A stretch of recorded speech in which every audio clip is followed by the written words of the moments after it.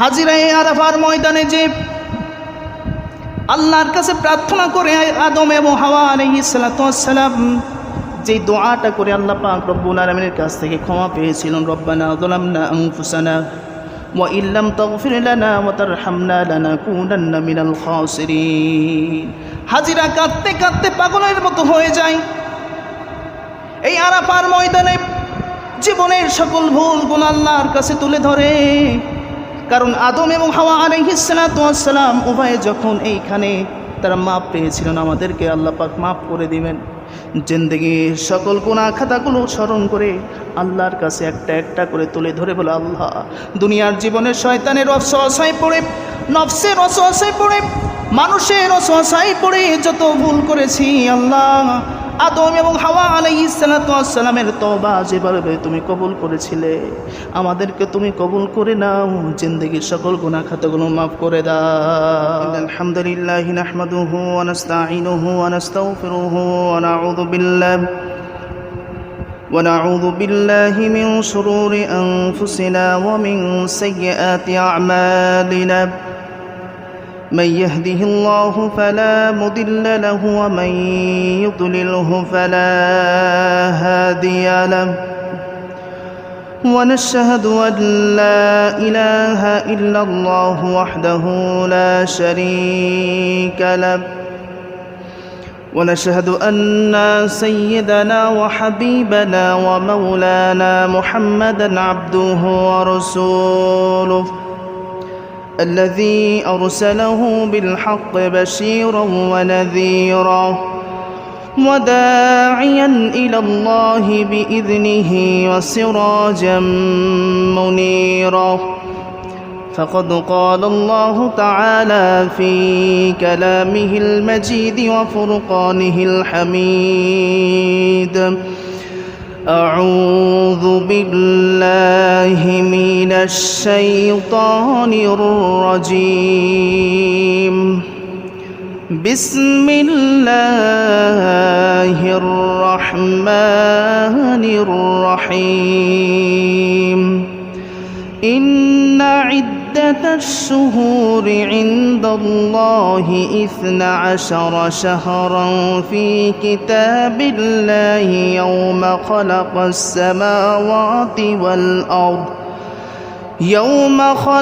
السماوات والأرض منها 4 حرم. وقال تعالى في شان حبيبه ومحبوبه ومعشوقه ومخبرا وآمرا: إن الله وملائكته يصلون على النبي يا أيها الذين آمنوا صلوا عليه وسلموا تسليما. اللهم صل على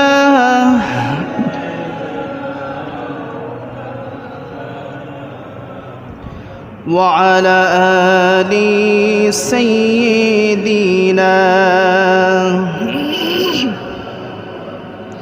জবান খুলে মোহাব্বতের সাথে পড়ি, আল্লাহুম্মা সাল্লি আলা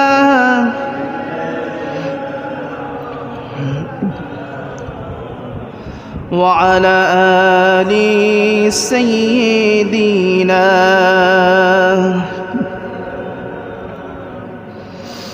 মন আমার কাঁদে রে, প্রাণ আমার কাঁদে রে, যেতে সোনার মদিনায়। মন আমার কাঁদে রে, প্রাণ আমার কাঁদে রে, যেতে সোনার মদিনায়। যে মদিনায় শুয়ে আছে, যে মদিনায় শুয়ে আছে প্রিয় নবী নিরালায়। মন আমার কাঁদে রে, প্রাণ আমার কাঁদে রে, যেতে সোনার মদিনায়। আল্লাহুম্মা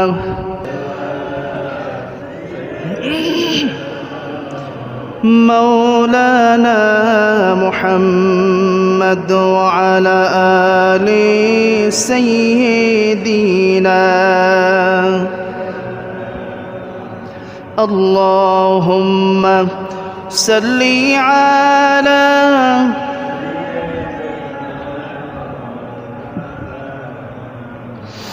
وعلى آل سيدنا بلغ العلا بكماله كشف الدجى بجماله حسنت جميع خصاله صلوا عليه وآله আসুন একটু মুহাব্বতের সাথে জিকির করে সুবহানাল্লাহ ওয়ালহামদুলিল্লাহ লা ইলাহা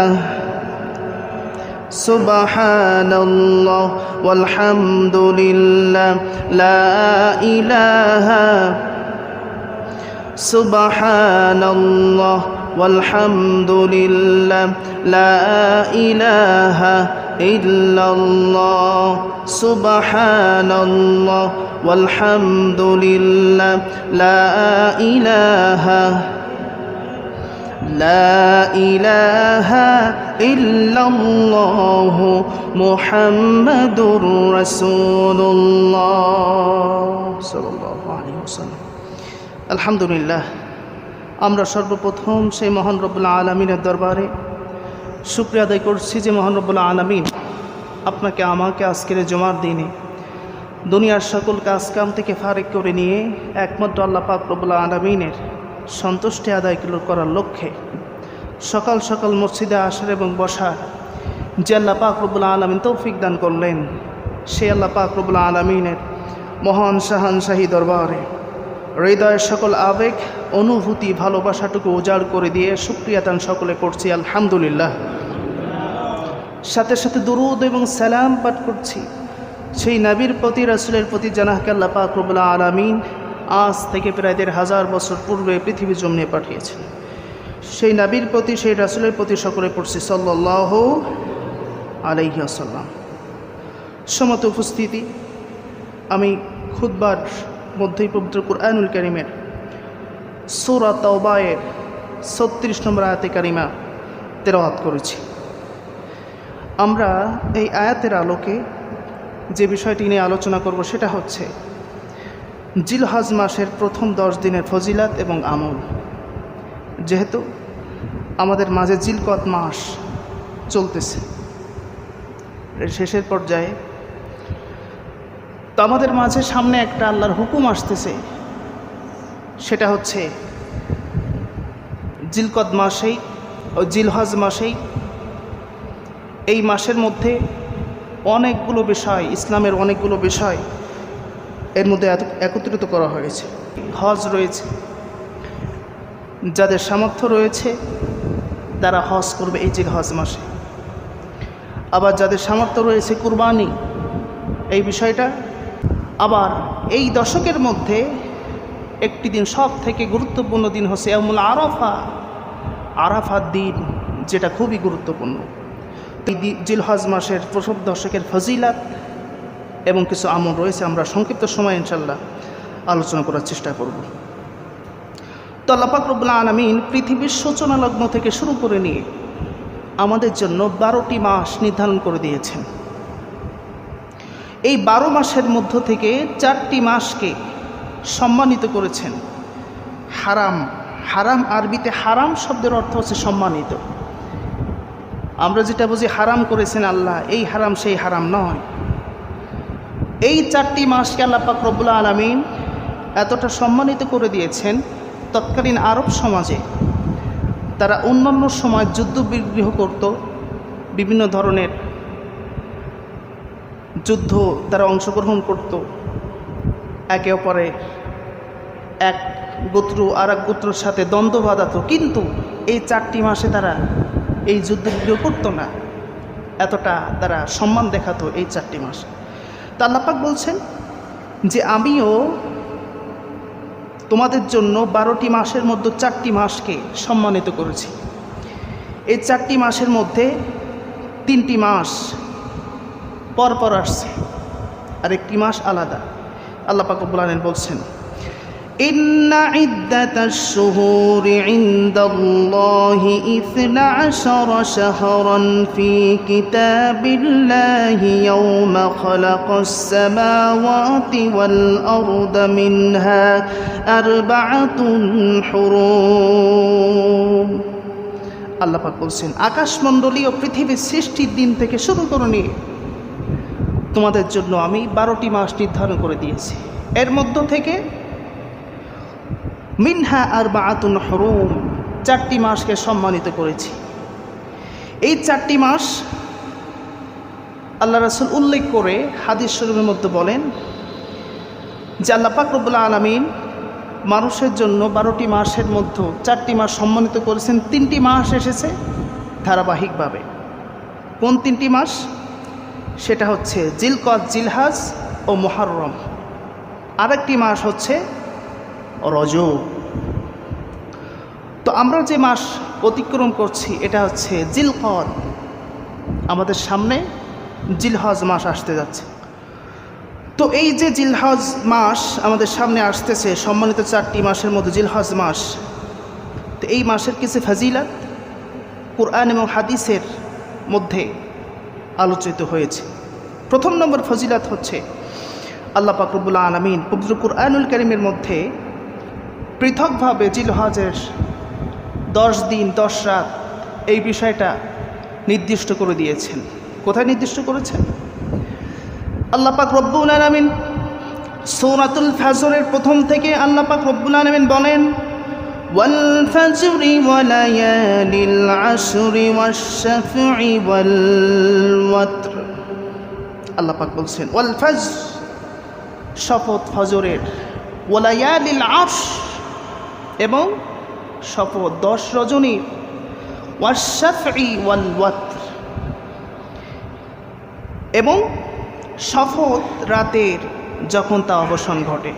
তো এই আয়াতের ব্যাখ্যায় ইবনে কাসির, বিখ্যাত তাফসীর গ্রন্থ ইবনে কাসির, তিনি এই আয়াতের ব্যাখ্যায় বর্ণনা করেন যে এই আয়াতে আল্লাহ পাক রব্বুল আলামিন ফজর দ্বারা নির্দিষ্টভাবে জিলহজ মাসের 10 তারিখের ফজরের উদ্দেশ্য করেছে। ওয়া লায়ালিল আশর দ্বারা জিলহজ মাসের 10 রজনীকে আল্লাহ পাক উল্লেখ করেছেন, আর ওয়াত্র দ্বারা আরাফাত দিনকে বোঝানো হয়েছে। তো এই আয়াতে আমরা বুঝতে পারলাম এই যে জিলহজ মাসের শেষ 10, প্রথম দশক খুবই গুরুত্বপূর্ণ এবং ফজিলাতপূর্ণ। এই দিনগুলো আল্লাহ পাক রব্বুল আলামিন এই উম্মতি মুহাম্মদের জন্য নির্ধারণ করে দিয়েছেন। দ্বিতীয় নম্বর ফজিলত হচ্ছে এই জিলহজ মাসের প্রথম 10 দিনের আমল আল্লাহর কাছে সব থেকে সর্বোচ্চ প্রিয় আমল। বলুন সুবহানাল্লাহ। হাদিস শরীফে রাসূলুল্লাহ সাল্লাল্লাহু আলাইহি ওয়াসাল্লাম বলেন যে জিলহজ মাসের প্রথম 10 দিনের আমল আল্লাহর কাছে যতটা প্রিয় তা অন্য কোনো সময় নয়। এই 10 দিনে আমল করে আল্লাহ পাক রব্বুল আলামিন বেশি খুশি হয়। তো সাহাবায়ে কেরাম বলতেছেন, ইয়া রাসূলুল্লাহ, জিহাদের থেকেও নয়? আল্লাহ রাসূল বলতেছেন না। তাহলে বোঝা গেল এই 10 দিনের ফজিলা অনেক গুরুত্বপূর্ণ একটা বিষয়। তো এই জিলহজ মাসের প্রথম 10 দিনের আমরা আমল সম্পর্কে জানল। প্রথম নম্বর হচ্ছে আমরা বেশি বেশি তাকবীর পড়ব। আল্লাহ পাক রব্বুল আলামিন কুরআনুল কারীমের মধ্যে এটা বলে দিচ্ছেন, লিয়াশহাদু মানাফিআ লাহুম ওয়া ইয়াযকুরু ইসমাল্লাহি ফি আইয়ামিন মা'লুমাত। আল্লাহ পাক বলছেন যে এই দিনগুলোতে তথা জিলহজ মাসের দিনগুলোতে মানুষ যেন আইয়ামে মা'লুমাত, এই নির্দিষ্ট দিনের জন্য বেশি বেশি ওয়ালিয়াশহাদু, আল্লাহকে সাক্ষ্য প্রদান করে, তাকবীর পাঠ করে। কারণ আল্লাহ পাক রব্বুল আলামিন এই শেষ দশকের মধ্যে মানুষের জন্য বাহিমাতুল আনআম, চতুষ্পদ জন্তুর থেকে গোশত ভক্ষণ করার একটা বিধান চালু করে দিয়েছেন তথা কুরবানি। তো এই আয়াতে আল্লাহ রাসূল সাল্লাল্লাহু আলাইহি ওয়াসাল্লাম বলেন যে জিলহজ মাসের প্রথম 10 দিনের ইবাদত আল্লাহর কাছে অধিক প্রিয়, সুতরাং তোমরা এই দিনগুলোতে বেশি বেশি তাকবীর পাঠ করো। বেশি বেশি তাহলিল পড়ো তথা লা ইলাহা ইল্লাল্লাহ আলহামদুলিল্লাহ আল্লাহু আকবার বেশি বেশি তোমরা এই 10 দিনে পাঠ করো। সাহাবায়ে কেরাম হযরত ওমর রাদিয়াল্লাহু তাআলা আনহু এবং হযরত আবু হুরায়রা রাদিয়াল্লাহু তাআলা আনহু এই দুইজন সাহাবী যখন বাজারে যেতেন তখন বেশি বেশি তাকবীর পড়তেন, আল্লাহু আকবার, লা ইলাহা ইল্লাল্লাহ ওয়ালিল্লাহিল হামদ। ইনারা বাজারে বেশি বেশি পড়তেন। তো ইনাদের পড়া দেখে বাজারে আর যত লোকজন ছিল এরাও এর সাথে সাথে এই তাকবীর পাঠ করতেন। এতটা গুরুত্ব দেওয়া হয়েছে এই জিলহজ মাসের 10 দিনে। দ্বিতীয় নম্বর হচ্ছে বেশি বেশি রোজা রাখা ও রাতে নফল নামাজ পড়া। আল্লাহ রাসূল বলেন যে যদি কোনো ব্যক্তি এই জিলহজ মাসের রাতে ইবাদত করে তাহলে কদরের রাতে, লাইলাতুল কদরের রাতে ইবাদত করার যে ফজিলাত, এতটা ফজিলাত এই এক রজনীতে ইবাদত করার বিনিময়ে পাবে। বলুন সুবহানাল্লাহ। তো দ্বিতীয় নম্বর করণীয় হচ্ছে বেশি বেশি রোজা রাখা, রাতে নফল নামাজ পড়া। বাড়িতে যারা মা বোনরা রয়েছেন আপনারা জানিয়ে দিবেন।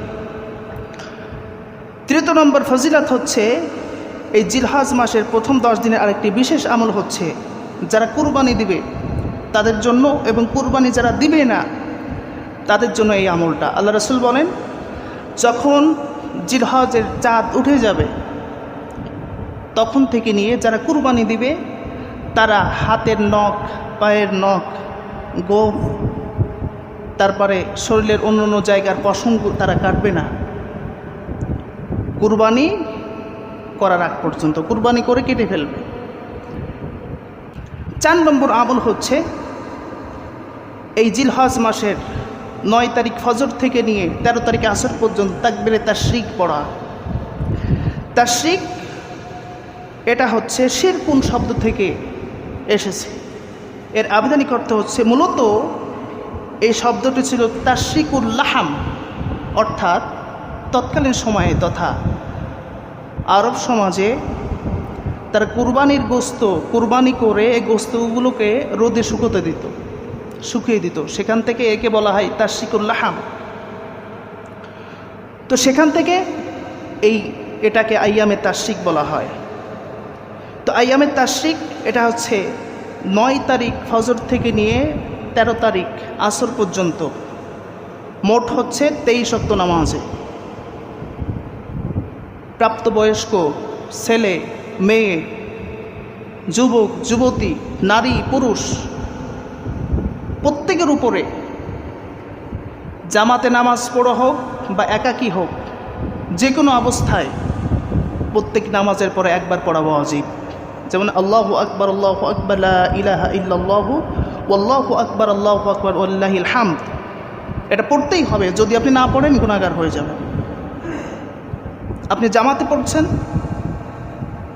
অথবা একাকী পড়ছেন, নামাজ পড়ার পরেই এটা আদায় করতে হবে। যদি মনে না থাকে, অনেকের মনে থাকে না, যখনই স্মরণ আসবে তখনই আপনাকে পড়তে হবে।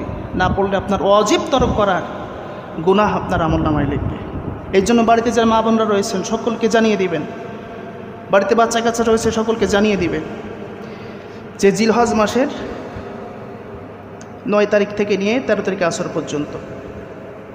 তো এই তাকবীরে তাশরিকের একটা প্রেক্ষাপট রয়েছে। কি প্রেক্ষাপট? আল্লাহ পাক রব্বুল আলামিন যখন ইব্রাহিম আলাইহিস সালাতু ওয়াস সালামকে বললেন যে ইব্রাহিম তোমার পুত্র ইসমাইলকে কুরবানি দাও, যখন এই নির্দেশ পেলেন, পাওয়ার পরে ইব্রাহিম আলাইহিস সালাতু ওয়াস সালাম তার সন্তানকে কুরবানি দিবেন, এমত অবস্থায় আল্লাহ পাক রব্বুল আলামিন হযরত ইব্রাহিম আলাইহিস সালাতু ওয়াস সালামের উপর খুশি হয়ে গেলেন। খুশি হওয়ার পরে আল্লাহ পাক রব্বুল আলামিন হযরত জিবরাইল আলাইহিস সালাতু ওয়াস সালামকে ডাক দিয়ে বলেন, জিবরাইল যাও আর দেরি করো না, জান্নাত থেকে একটা বকরি অথবা দুম্বা নিয়ে দুনিয়ার জমিনে চলে যাও, ইব্রাহিম নবীর কাছে যে ইসমাইলকে সরিয়ে ওখানে দুম্বা জবে করার ব্যবস্থা করে দাও। জিবরাইল আলাইহিস সালাতু ওয়াস সালাম বলছে, আমি যখন দুম্বা নিয়ে যাব আমি আশঙ্কা করতেছি দুম্বা নিয়ে জমিনে যাওয়ার আগে নাকি ইসমাইল জবেও হয়ে যায়। আমি যখন আসতেছি ওই সময়ের মাঝে আমি তখন বলেছিলাম আল্লাহু আকবার, যাতে করে ইব্রাহিম আলাইহিস সালাম আমার দিকে লক্ষ্য করে। আমি যখন আল্লাহু আকবার বললাম, ইব্রাহিম আলাইহিস সালাম আমার দিকে তাকিয়ে বলছে লা ইলাহা ইল্লাল্লাহু আল্লাহু আকবার। যখন আমি তার কাছে আগমন করলাম, ইসমাইলকে শুনিয়ে দম্বা জবের ব্যবস্থা করে দিলাম। ইসমাইল তখন দাঁড়িয়ে তখন বলেছিলেন আল্লাহু আকবার ওয়ালিল্লাহিল হামদ, আল্লাহর প্রশংসা করেছিল। এটাই হচ্ছে সে তাকবীরে তাশরিকের প্রেক্ষাপট। তো এই তাকবীরে তাশরিক এটা 9 তারিখ থেকে নিয়ে 13 তারিখ আসর পর্যন্ত প্রত্যেক ফরজ নামাজে পরে একবার পড়া ওয়াজিব। আরেকটা ফজিলত হচ্ছে যে আরাফার দিনের আমল। আল্লাহ রাসূল সাল্লাল্লাহু আলাইহি সাল্লাম বলেন যে আরাফার দিনের আমল আল্লাহ পাক রব্বুল আলামিনের কাছে অধিক প্রিয়। তো এই দিনে আরাফা কেন নামকরণ করা হলো? এই যে জিলহজ মাসের 9 তারিখ, কত জুমা বলেছিলাম যে আদম এবং হাওয়া আলাইহিস সালাতু ওয়াস সালামকে আল্লাহ পাক রব্বুল আলামিন পৃথিবীতে পাঠালেন। পাঠানোর পর দুইজনকে দুই প্রান্তে পাঠালেন। অনেক দিন দুইজনের দেখা সাক্ষাৎ হয় না। তো এই আরাফার দিন তথা যেই জায়গায় দেখা হয়েছিল উভয় যখন মিলিত হলো, অনেক দিন দেখা সাক্ষাৎ হয় না, দুজনেই ভুল করেছে। যখন উভয়ে মিলিত হলো যে স্থানে, সেই স্থানের নাম হলো আরাফা। আরাফা শব্দের অর্থ পরিচিত লাভ করা। তো এই জায়গাটার এই দেখা সাক্ষাৎ করার পরে এখানে নামকরণ করা হয়েছে আরাফার ময়দান। হাজিরা এই আরাফার ময়দানে যে আল্লাহর কাছে প্রার্থনা করে আদম এবং হাওয়া আলাইহিস সালাম যে দোয়াটা করে আল্লাহ পাক রব্বুল আলামিনের কাছ থেকে ক্ষমা পেয়েছিলেন, রব্বানা যালামনা আনফুসানা ওয়া ইল্লাম তাগফির লানা ওয়া তারহামনা লানাকুনান্না মিনাল খাসিরিন। হাজিরা কাঁদতে কাঁদতে পাগলের মতো হয়ে যায়। এই আরাফার ময়দানে জীবনের সকল ভুল গুণ আল্লাহর কাছে তুলে ধরে। কারণ আদম এবং হাওয়া আলাইহিস সালাম উভয়ে যখন এইখানে তারা মাপ পেয়েছিলেন, আমাদেরকে আল্লাহ পাক মাফ করে দিবেন। জিন্দেগির সকল গুনাহ খাতাগুলো স্মরণ করে আল্লাহর কাছে একটা একটা করে তুলে ধরে বলে, আল্লাহ দুনিয়ার জীবনে শয়তানের ওয়াসওয়াসায় পড়ে, নফসের ওয়াসওয়াসায় পড়ে, মানুষের ওয়াসওয়াসায় পড়ে যত ভুল করেছি, আল্লাহ আদম এবং হাওয়া আলাইহিস সালামের তওবা যেভাবে তুমি কবুল করেছিলে, আমাদেরকে তুমি কবুল করে নাও। জিন্দেগির সকল গুনাহ খাতাগুলো মাফ করে দাও। এই সে আরাফা। আল্লাহ, হাজিরা কাঁদতে কাঁদতে পাগল হয়ে যায়। তো এই আরাফার দিনের ফজিলত কি? আরাফার দিনে আল্লাহ রাসূল সাল্লাল্লাহু আলাইহি ওয়াসাল্লাম বলছে যে আল্লাহর কাছে সর্বাধিক প্রিয় দিন হচ্ছে এই আরাফার দিন। কারণ এই আরাফার দিনে আল্লাহ রাসূল সাল্লাল্লাহু আলাইহি ওয়াসাল্লাম ইসলামের পূর্ণতা এই আরাফার ময়দানে ঘোষণা করে দেন। যখন আয়াত আর নাজিল হবে না, আল্লাহ রাসূল সাল্লাল্লাহু আলাইহি ওয়াসাল্লাম 2 লক্ষ সাহাবী নিয়ে আরাফার ময়দানে একত্রিত হয়ে কিছু ভাষণ দিলেন। ভাষণ দেওয়ার এক পর্যায়ে তিনি আয়াতে কারিমা তেলাওয়াত করলেন, اليوم أكملت لكم دينكم وأتممت عليكم نعمتي ورضيت لكم الإسلام دينا। আজ তোমাদের জন্য ইসলাম পরিপূর্ণ হয়ে গেল, আর আয়াত নাজিল হবে না। আল্লাহ রাসূল যখন এই আয়াতে কারিমা তেলাওয়াত করলেন, কেউ কিছু বুঝলো না। হযরত আবু বকর রাদিয়াল্লাহু তাআলা আনহু আয়াতটা শুনে কাঁদতে শুরু করে দিলেন। আবু বকর কাঁদতে কাঁদতে একেবারে বেহুশ হয়ে যাচ্ছেন, এমন অবস্থা। সাহাবায়ে কেরাম বলতেছেন, আবু বকর রে, কেন আপনি কাঁদেন? আবু বকর বলতেছেন, তোমরা জানো না, তোমরা কেউ কিছু বুঝতে পারো নাই। আল্লাহ রাসূলের পরে আর কোরআনুল কারীম নাজিল হবে না। আমার মন বলে রাসূল সাল্লাল্লাহু আলাইহি ওয়াসাল্লাম আর মনে হয় বেশি দিন আমাদের নিকট থাকবে না। আজকে ইসলাম পরিপূর্ণ হয়ে গেল, আল্লাহ রাসূল পরিপূর্ণ করে দিলেন, আর মনে হয় রাসূল আমাদের কাছে থাকবে না। তো এই আরাফার দিনে আরেকটি বিশেষ ফজিলত হচ্ছে আল্লাহ পাক রব্বুল আলামিন এই আরাফার দিনের কসম খেয়েছেন। কি কসম খেয়েছেন? আল্লাহ পাক রব্বুল আলামিন সূরাতুল বুরুজে কসম খেয়ে বলেন, والسماء ذات البروج واليوم الموعود وشاهد ومشهود। আল্লাহ রাসূল সাল্লাল্লাহু আলাইহি ওয়াসাল্লাম বলছেন যে আল্লাহ পাক রব্বুল আলামিন আল ইয়াউমাল মাউউদ ইয়াউমাল কিয়ামা, সূরা বুরুজে আল্লাহ পাক রব্বুল আলামিন যে কসম খেলেন ওয়াল মাউউদ, এটা হচ্ছে কিয়ামতের দিন বোঝানো হয়েছে। আর ইয়াউমুল মাশহুদ দ্বারা আরাফাতের দিন উদ্দেশ্য করা হয়েছে, আর শাহিদ দ্বারা জুমার দিন উদ্দেশ্য করা হয়েছে। এই আরাফাতের দিনের কসম আল্লাহ পাক রব্বুল আলামিন খেয়েছে। তাহলে এর একটা নির্দিষ্ট ফজিলাত রয়েছে। আরেকটি এই আরাফাতের ফজিলাত হচ্ছে, এই দিনে আল্লাহ পাক রব্বুল আলামিন তার অগণিত বান্দাদেরকে, জাহান্নামী বান্দাদেরকে জাহান্নাম থেকে মুক্ত করে নিয়ে জান্নাতে পৌঁছে দেন। বলুন সুবহানাল্লাহ।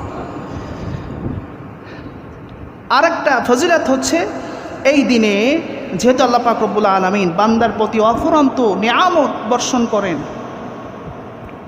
অফুরন্ত নিয়ামত, তো এই দিন শয়তান সেদিন লাঞ্ছনা, নিজের কাছে অপমান বোধ করে।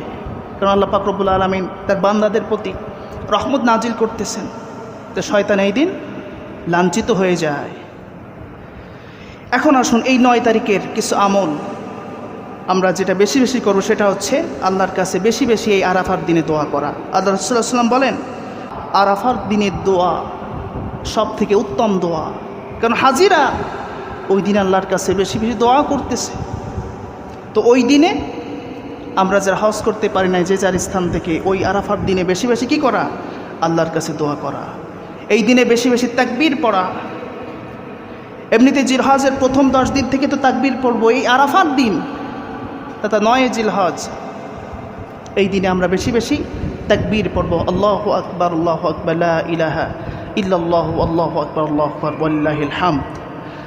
আরেকটি আমল হচ্ছে এই দিনে রোজা রাখা। আল্লাহ রাসূল সাল্লাল্লাহু আলাইহি ওয়াসাল্লাম তিনি তার জীবদ্দশায় 4টি আমল কখনোই বাদ দেন নাই। এর মধ্যে হচ্ছে আশুরার দিনের রোজা আল্লাহ রাসূল কখনও জীবনে ছাড়েন নাই। দ্বিতীয় নম্বর হচ্ছে জিলহজ মাসের 9 তারিখের রোজা, আর প্রত্যেক মাসে 3 দিনের রোজা এবং ফজরের 2 রাকাত সুন্নত। এই 4টি আমল আল্লাহ রাসূল কখনোই ছাড়েন নাই। আল্লাহ রাসূল বলছেন যে যে ব্যক্তি রোজা রাখবে তার পূর্ববর্তী আগের এবং পরের 1 বছরের গুনাহকে আল্লাহ পাক রব্বুল আলামিন মাফ করে দেবেন। বল সুবহানাল্লাহ। এই জন্য এই বিষয়টা, এই রোজা রাখার বিষয়টা তথা আরাফার দিনে, অন্য দিনের রোজা রাখার ফজিলাত রয়েছে, বিশেষ করে এই আরাফার দিনের রোজা আমরা রাখার সকলেই চেষ্টা করব, এই মর্মে আমাদের মন স্থির করে রাখা। সম্বন্ধে শুধু আরেকটি বিষয় হচ্ছে, যাদের কুরবানি করার সামর্থ্য রয়েছে, অনেকেরই সামর্থ্য রয়েছে, এই কুরবানি বিষয়টা আমরা কোনো গুরুত্ব দিচ্ছি না। কুরবানি আর যাকাত এই বিষয় থেকে আমরা দূরে সরে যাচ্ছি। যাদের কুরবানি করার সামর্থ্য রয়েছে, আপনারা সকলেই জানেন কার কুরবানি করার সামর্থ্য রয়েছে। যাদের সামর্থ্য রয়েছে অবশ্যই কুরবানি করবেন। আল্লাহ রাসূল বলছেন, কোরআন নির্দেশ দিয়েছেন, যে ব্যক্তির সামর্থ্য আছে অথচ সে ব্যক্তি কুরবানি করলো না, সে যেন আমার ঈদগাহে না আসে। তার জন্য ঈদের নামাজ নাই, সে ঈদগাহে আসবে না, কারণ সে আল্লাহর হুকুমকে অমান্য করতেছে। তো এই বিষয়গুলো আমরা আগামী জুমায় কিছু মাসলা মাসাইল সম্পর্কে ইনশাআল্লাহ আলোচনা করব। আর আজকে যে বিষয়টা বলে দিচ্ছি, আপনারা যাদের সামর্থ্য রয়েছে কুরবানি করার প্রস্তুতি নেন। যাদের সামর্থ্য রয়েছে কেউ যেন বাদ না যায়। যাকাত আর কুরবানির ক্ষেত্রে আমরা বিভিন্ন কারণ দর্শিয়ে অনেকে সামর্থ্যবান রয়েছে কিন্তু কুরবানি দেয় না। এটা আল্লাহর কাছে যাওয়ার একটা বিশেষ স্পেশাল আমল হলো কুরবানি, আল্লাহর নৈকট্য লাভের অন্যতম মাধ্যম। তো এই বিষয়টা আমরা গুরুত্ব সহকারে দেখব। আল্লাহ পাক রব্বুল আলামিন আমাদের প্রত্যেকে যাদের সামর্থ্য রয়েছে কুরবানি করার তৌফিক দান করে দেন, সকলে বলে আমিন। বিশেষ করে জিলহজ মাসের 10 দিনে যে আমলগুলো বললাম, এই আমলগুলো প্রত্যেকে আমরা পালন করার চেষ্টা করব। বাড়িতে যারা মা বোনরা রয়েছেন সকলকে এই আমলের বিষয়ে জানিয়ে দিবেন। আল্লাহ পাক রব্বুল আলামিন প্রত্যেককে এই জিলহজ মাসের 10 দিনের আমল করার তৌফিক দান করে দেন, সকলে বলে আমিন।